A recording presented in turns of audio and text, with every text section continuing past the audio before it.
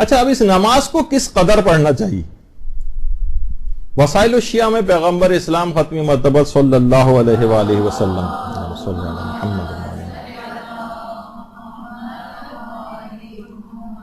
پیغمبر فرماتے ہیں جعفر اگر تم روزانہ اس کو پڑھ سکو تو یہ دنیا اور آخرت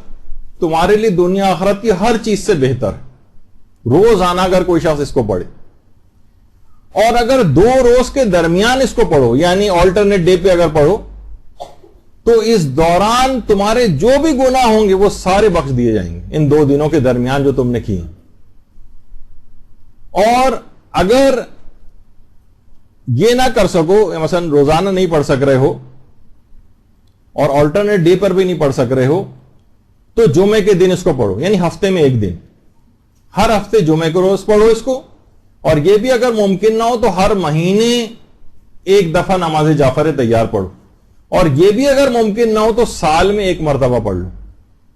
اس دوران جتنے بھی تمہارے گناہ ہوں گے وہ سارے بخشے جائیں گے۔ البتہ یہ ضرور ہے کہ فضیلت کے اعتبار سے روز کا ثواب زیادہ ہے بنسبت ہفتے میں 1 دفعہ پڑھنے کے، مہینے میں 1 دفعہ پڑھنے کے، سال میں 1 دفعہ۔ یعنی کوشش یہ کرے کہ جتنا بھی انسان کا ذوق ہو، جتنا اس نماز کے لیے رغبت پیدا ہو، اتنے فضائل سننے کے بعد تو انسان اتنی ہی زیادہ کوشش کرے اس میں۔ اور چھٹے امام ہمارے جملہ ارشاد فرماتے تھے خواہ رات ہو، خواہ دن ہو، خواہ سفر ہو، اس نماز کو پڑھتے رہو۔ اچھا، البتہ اس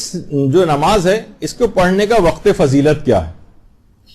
وقت فضیلت کون سا ہے اور بہترین دن اور وقت کون سا ہے؟ تو روایات میں یہ چیز آئی ہے کہ ویسے تو کسی بھی دن پڑھی جا سکتی ہے، ظاہر ہے کوئی اس میں کوئی خاص دن ہی صرف پڑھی جا سکے، کسی اور دن نہیں، ایسا تو نہیں، ہر روز پڑھی جا سکتی ہے، روز پڑھنی چاہیے۔ لیکن جو سب سے زیادہ فضیلت والا دن ہے وہ روز جمعہ ہے، اور جو سب سے زیادہ فضیلت کا وقت ہے وہ ہے سورج جس وقت آفتاب ذرا دن چڑھ جائے، آفتاب کے بلند ہونے کے بعد، یعنی وہی 8-9 بجے کا جو تقریباً وقت ہوتا ہے جس وقت سورج بلند ہو جاتا ہے، تو اس وقت جمعے کے روز اس وقت جو ہے اس نماز کو پڑھا جائے۔ اور آیت اللہ ناصر مکارم شیرازی نے لکھا ہے کہ بہترین وقت ابتدائے روز جمعہ، یعنی بس جیسے ہی جمعے کا روز شروع ہو اور سورج ابھی نکلا ہو وہ اس نماز کو پڑھا جا سکتا ہے۔ اچھا، سفر میں بھی اس نماز کی بہت تاکید ہے۔ آپ نے دیکھا تھا کہ نوافل یومیہ میں سفر میں دن کے نوافل ساقط ہو رہے تھے، اور عشاء کے جو نافلہ ہیں ان کو رجاء مطلوبیت کی نیت سے کہا تھا، آپ کو اگر بات یاد ہو تو۔ بہرحال لیکن سفر میں نماز شب کی بھی ویسی ہی تاکید ہے، اور نماز جعفر تیار کی بھی اسی طرح سے۔ باقاعدہ عیون اخبار الرضا جو ہمارے 8ویں امام کی حدیثوں پر مشتمل کتاب ہے، اس کی دوسری جلد میں ایک صحابی امام رضا فرماتے ہیں کہ امام علی رضا علیہ السلام نے اپنے سفر خراسان کی ہر رات میں 8 رکعت نماز مستحبی کے بعد نماز جعفر تیار کی 4 رکعت ضرور پڑھا کرتے تھے۔ یعنی 8ویں امام سفر خراسان کی ہر رات کے اندر نماز جعفر تیار پڑھتے تھے۔ اچھا، اب کچھ خاص سال کے تاریخ ایسی ہے، خاص دن ایسا ہے کہ جس دن اس نماز کے لیے الگ سے خصوصیت آئی ہے پڑھنے کی، اور وہ ہے 25 ذی القعدہ عید دہو الارض۔ یہ بھی ہمارے 8ویں امام نے اس کی بہت تاکید کی ہے۔ 25 ذی القعدہ انسان کو چاہیے کہ اپنے کیلنڈر وغیرہ پہ مارک کر کے رکھے کہ اس دن خاص نماز جعفر تیار کو پڑھنا، نماز جعفر تیار۔ اور سال کی ایک خاص رات ہے، اس کو بھی مارک کر کے رکھیں، یہ مس نہیں ہونی چاہیے۔ بہار الانوار کی 7ویں جلد میں ہے کہ 15 شعبان کی جو رات ہے، یعنی شب نیمہ شعبان، اس میں خاص طور پر ہمارے 8ویں امام نے بہت تاکید کی ہے کہ نماز جعفر تیار پڑھی جائے۔ دنوں کے اعتبار سے 25 ذی القعدہ، اور اگر افضلیت کے اعتبار سے کہا جائے کہ سال میں نمبر 1 افضلیت کون سی ہے نماز جعفر یہ تیار کی، تو اس کے لیے علماء فرماتے ہیں کہ یہ جو نماز ہے یہ شب نیمہ شعبان، 15 شعبان کی شب کی تاکید سب سے زیادہ ہے، تو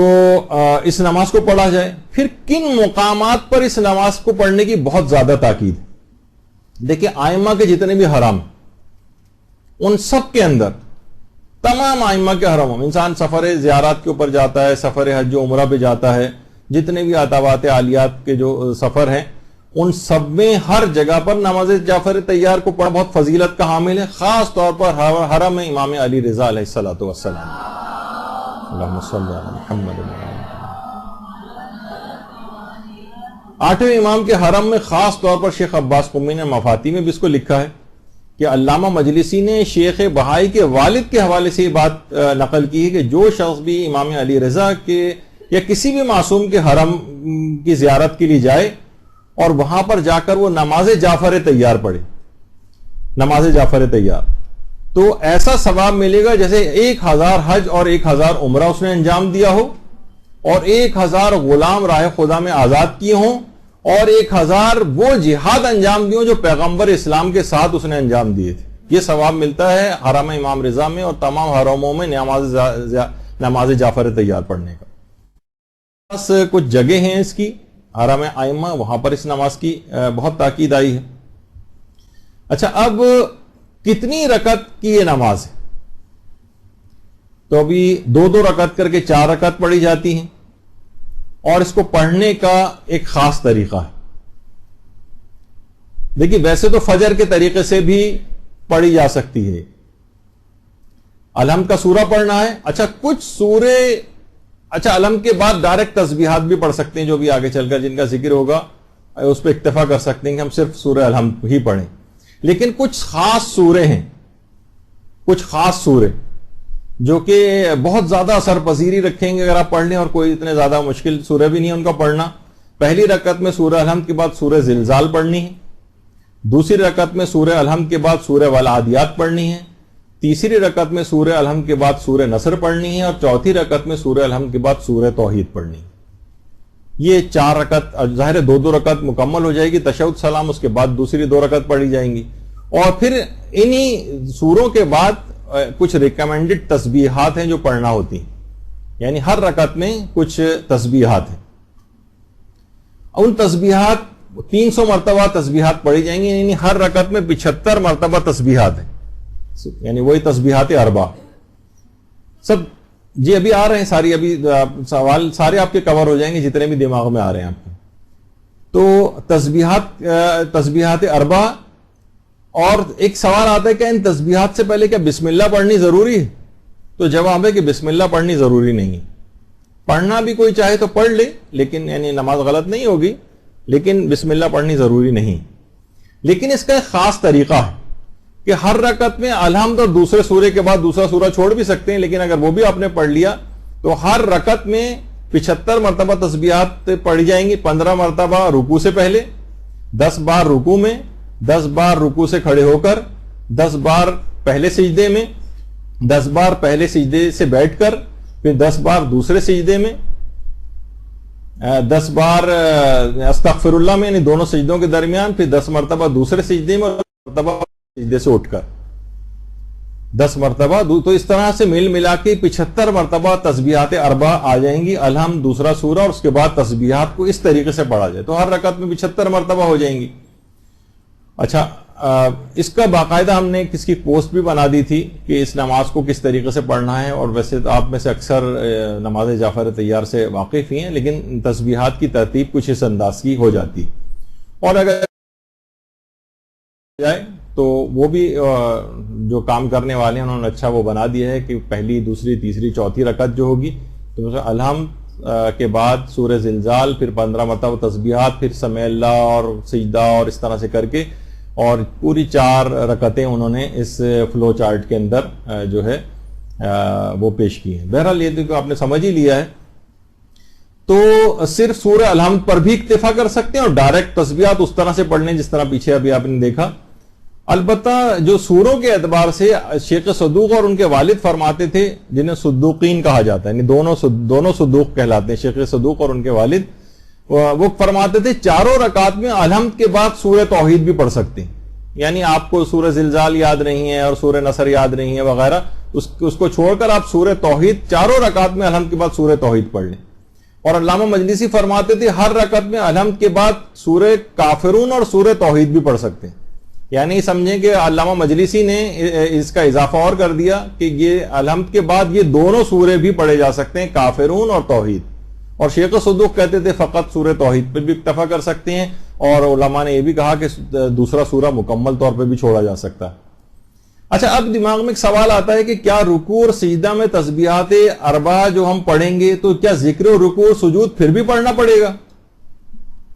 کیا یہ کافی ہے کہ مثلا ہم سبحان اللہ والحمد للہ ولا الہ الا اللہ واللہ اکبر جب 10 مرتبہ رکوع میں 10 مرتبہ سجدے میں پڑھنا ہے تو کیا ضروری ہے ہم ذکر رکوع الگ سے بھی پڑھیں، سبحان ربی الاعلی سبحان ربی العظیم وغیرہ والا جو ذکر ہے؟ تو علماء فرماتے ہیں کہ جی ہاں، یہ ذکر کفایت کر جاتا ہے. تسبیحات اربعہ اگر آپ نے پڑھنی تو پھر ذکر رکوع اور سجدے کی ضرورت نہیں. لیکن کوئی پھر بھی ذکر رکوع اور سجدہ پڑھ لے الگ سے، خاص مخصوص ذکر یا الگ سے کوئی اور ذکر رکوع اور سجدہ کے طور پر، تو بھی کوئی حرج نہیں ہے، کوئی نماز پہ فرق نہیں پڑے گا. البتہ فقط تسبیحات اربعہ بھی پڑھی جائیں تو بھی کافی کفایت کر جائے گا. اچھا، اب ایک مسئلہ اس کے اندر یہ آتا ہے کہ تسبیحات اربعہ پڑھتے پڑھتے اکثر اس کی مقدار میں تعداد میں شک ہو جاتا ہے. اچھا، اب اس میں 2 مرحلے ہوں گے. کیا یہ شک آپ کو دوران نماز ہوا ہے یا نماز کے بعد ہو رہا ہے؟ نماز کے بعد ہو رہا ہے تو شک پہ توجہ نہیں دینی، وہ تو ابھی آگے چل کے بھی آ جائے گا. اگر دوران نماز شک ہو رہا ہے آپ کو، ابھی نماز آپ کی چل رہی ہے اور آپ کو شک ہو رہا ہے کہ مثلا 15 مرتبہ تو حالت قیام میں پڑھنی تھی، اب آپ گنتی بھی جا رہی تھی، اب آپ پزل ہو گئی کہ میں نے 12 دفعہ پڑھی ہے 15 دفعہ پڑھی، تو اس کا حکم یہ ہے کہ پھر آپ کم پر بنا رکھیں. آپ سمجھیں کہ 12 پڑھی اور 3 دفعہ اور پڑھ لیں. جو جس جگہ پہ آپ کو 10 دفعہ پڑھنی ہے، جیسے رکوع سجدہ اور دیگر مقامات کے اوپر آپ کو شک ہو رہا ہے کہ میں نے 10 پڑھی ہیں 8 پڑھی ہیں، تو کم پر بنا رکھیں. سوچیں کہ 8 پڑھی ہیں 2 اور پڑھ لیں. اچھا،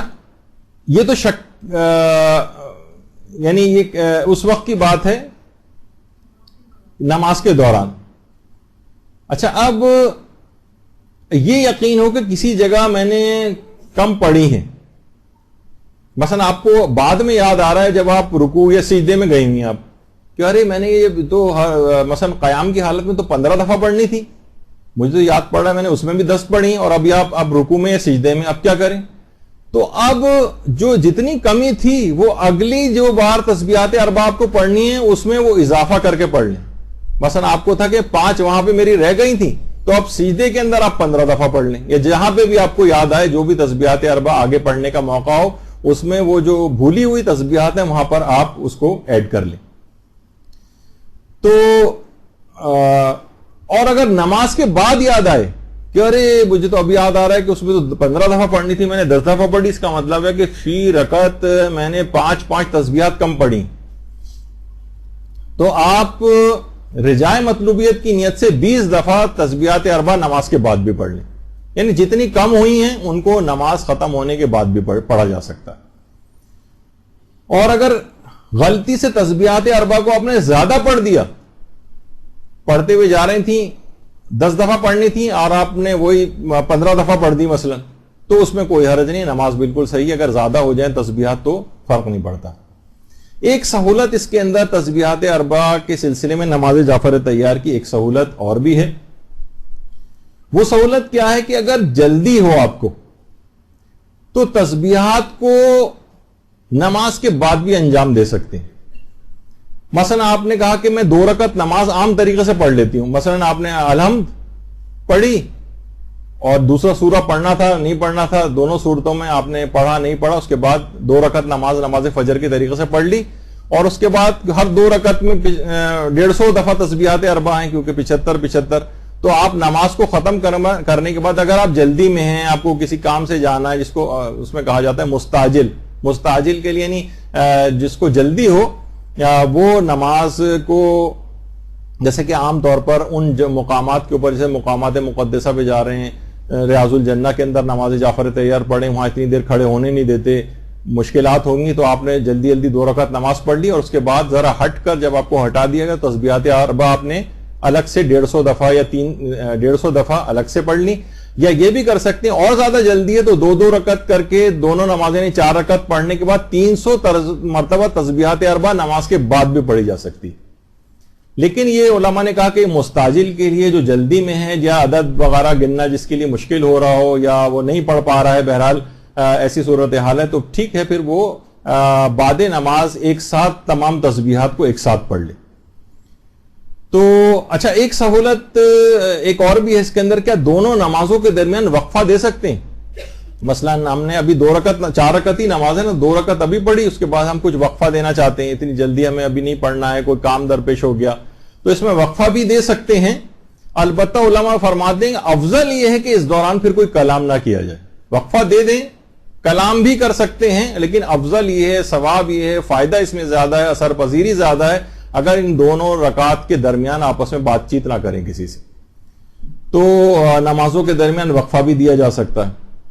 علماء ایک چیز اور فرماتے ہیں کہ جو نماز جعفر طیار کے جو آخری سجدہ ہے اس میں تسبیحات اربع کے بعد ایک خاص دعا ہے، وہ اگر پڑھ لی جائے، یہ بھی کتابوں کے اندر لکھی ہوئی ہے، تو اثر پذیری بہت بڑھ جاتی ہے۔ سبحان من لبس العز والوقار، یہاں سے جو یہ دعا شروع ہوتی ہے، یہ خاص طور پر یہ کتابوں میں آپ کو مل جائے گی، اتنا وقت نہیں کہ اس کو مکمل پڑھا جائے، تو اس دعا کو خاص طور پر پڑھا جائے، اور دعا کو اردو میں بھی پڑھ سکتے ہیں، اگر کہیں ترجمہ آپ کو لکھا ہوا نظر آ رہا ہے کسی جگہ پہ تو ترجمہ بھی اس کا پڑھ لیں، اگر عربی نہیں پڑھنی آتی کسی کو۔ اور اس میں ایک سوال اور بھی ہوتا ہے کہ نماز جعفر طیار کو کیا قضا کی نیت سے انجام دے سکتے ہیں؟ تو قضا سے مراد یہ کہ جس روزانہ اگر آپ کو پڑھنا تھی، یہ ہے کہ اس دن نہیں پڑھ سکتے، مثلا ایک ہی دن میں مثلا آپ کو روزانہ نماز جعفر طیار پڑھنی ہے اور ایک دن مس ہو گیا، تو جو پچھلے والی جو دن کی نماز ہے وہ اگلی دن کی نمازیں اس دن آپ 2 نمازیں پڑھ لیں۔ اس کو قضا کہنا تو مشکل ہے، لیکن چلیں اس طور پر کہ جو رائج ہے کہ قضا کی نیت سے بھی اس کو پڑھا جا سکتا ہے اگر کسی دن کی نماز ہی مس ہو جائے۔ لوگ یہ بھی پوچھتے ہیں کہ جب اتنا ثواب ہے تو کیا ہم اپنے زندہ افراد کے لیے یا مرحومین کے لیے کی نیابت میں اس کو پڑھ سکتے ہیں؟ مثلا کوئی شخص چاہے کہ ہم اپنے والدین کے لیے پڑھ لیں جو زندہ ہیں، تو وہ پچھلی مرتبہ آ گیا تھا کہ زندہ کے لیے نیابت کے اعتبار سے نماز نہیں ہو سکتی، نماز مستحب، اور ظاہر واجب تو خیر پڑھی نہیں جا سکتی جب تک کوئی شخص زندہ ہو، لیکن نماز مستحب بھی نیابت نہیں ہو سکتی۔ البتہ مرحوم کی نیابت بھی ہو سکتی ہے کہ کوئی شخص کہے کہ ہم اپنے مرحوم والد کی طرف ان کی نیابت میں اس نماز کو پڑھ رہا ہوں، تو یہ تو صحیح ہے، لیکن زندہ کے لیے نیابت نہیں ہو سکتی۔ البتہ زندہ اور مرحوم دونوں کے لیے نماز ہدیہ ضرور کی جا سکتی ہے، یعنی نماز آپ خود پڑھیں اور اس کا ثواب زندہ اور مرحومین کو جو ہے وہ ہدیہ کر دیں۔ اور علماء فرماتے ہیں کہ جس قدر بھی ان کے مقام زندہ اور مرحومین کے بڑھتے چلے جائیں گے، نماز پڑھنے والے کے لیے بھی وہ اس کا مقام اسی طرح سے بلند ہوتا چلا جائے گا۔ تو اس نماز کی بڑی اس لحاظ سے تاکید ہے۔ پھر ایک سوال اس میں یہ بھی آتا ہے کہ کیا نماز جعفر طیار کو جماعت کے ساتھ پڑھ سکتے ہیں؟ تو جواب ہے کہ نہیں، نماز جعفر طیار کو جماعت کے ساتھ نہیں پڑھا جا سکتا۔ پھر آپ کے دماغ میں آ رہا ہوگا بھی آیت اللہ عیسیٰ قاسم کے اس مسجد کے اندر تو لوگ ایسا لگ رہا تھا جماعت سے پڑھ رہے ہوں، وہ ایک اور مسئلہ ہے جس کو کہتے ہیں کہ یعنی جمعی طور پر پڑھ سکتے ہیں، یعنی سب لوگ ساتھ کھڑے ہوئے ہیں لیکن پڑھ اپنی اپنی رہیں، جماعت نہیں ہو رہی، کوئی نماز پڑھانے والا نہیں، یا اگر کوئی شخص آگے کھڑا بھی ہے تو باواز بلند وہ اپنی نماز پڑھ رہا ہے تاکہ دوسرے لوگ اس کی سن کر وہ بھی دہراتے رہیں ساتھ ساتھ۔ لیکن نماز کوئی بھی مستحب نماز سوائے 2 نمازوں کے، نماز عرابی اور نماز استسقاء جو ہم نے پچھلی دفعہ بتائی تھی، ان کے علاوہ کوئی نماز مستحب جماعت کے ساتھ نہیں ہو سکتی، نماز جعفر طیار بھی نہیں ہو سکتی۔ ایک مسئلہ اور بھی کہ نوافل یومیہ کے ساتھ نماز جعفر طیار کا تداخل کر سکتے ہیں، یعنی ہم نوافل یومیہ پڑھ رہے ہیں، اب نوافل یومیہ الگ پڑھیں، نماز جعفر طیار الگ پڑھیں، تو کیا یہ کر سکتے ہیں کہ ہم نوافل یومیہ کے ساتھ ہی نیت کر لیں نماز جعفر طیار کی؟ مثلا نافلہ مغرب بھی 4 رکعت ہوتی، 2 رکعت کر کے پڑھی جاتی، طریقہ بھی تقریباً الحمد اور دوسرا سورہ اسی طرح کا، یہ بس تسبیحات اس کے اندر ذرا زیادہ ہیں، تسبیحات اس میں پڑھی جاتی ہیں۔ تو ہمیں نافلہ مغرب ہی کے اندر اگر ہم نماز جعفر طیار کا طریقہ ڈال دیں اور دونوں کی نیت کر لیں اس اعتبار سے، تو جی ہاں یہ تداخل جائز ہے، یعنی آپ نافلہ مغرب میں یا کسی بھی اور نافلہ کے اندر نماز جعفر طیار کا طریقہ ڈال کے اگر اس کو پڑھ لیں تو دونوں نمازیں آپ کی ہو جائیں گی، یعنی نافلہ مغرب کا بھی ثواب مل جائے گا اور نماز جعفر طیار کا بھی مل جائے گا، الگ سے اس نماز کو نہیں پڑھنا پڑے گا۔ یہ ایک اچھا اس میں تداخل ہے، حتیٰ کہ علماء یہ بھی فرماتے ہیں کہ اگر نوافل آپ کے قضا ہو گئے، آپ کو پچھلے کسی دن کے نافلہ آپ سے چھوٹ گئے تھے، ان کی قضا میں بھی نماز جعفر طیار کا طریقہ ڈال کے تداخل کیا جا سکتا ہے۔ تو جی نیت دونوں کی کر لیں کہ میں نماز جعفر طیار بھی، یعنی طریقہ نماز جعفر طیار کا اس کے اندر رکھیں اور ساتھ میں نافل مغرب کی نیت بھی اس کے اندر ہو، تو یہ دونوں نمازیں اس انداز سے شمار ہو جائیں گی۔ پھر اس کے اندر ایک سوال یہ بھی آتا ہے کہ کیا نماز جعفر طیار کو نماز شب کے عنوان سے پڑھ سکتے ہیں؟ یعنی ہمیں نماز جعفر طیار کو نافلہ کے مغرب کے بجائے ہم نماز شب کے مثلا ابتدائی جو آپ کو پڑھنی ہے رکعت نماز شب کی نیت سے جو پڑھی جاتی ہیں، تو جی ہاں نماز شب کے ساتھ بھی نماز جعفر طیار کا تداخل جو ہے ہو جاتا ہے. تو اور اس تداخل کے لیے باقاعدہ الگ سے روایات آئی ہیں، الگ سے روایتیں سلسلے کے اندر آئی ہیں، اور جس کی بنا پر یہ نماز غفیلہ کے لیے اور نماز جعفر طیار کے لیے کی نمازوں کو ملانے کا جو حکم ہے.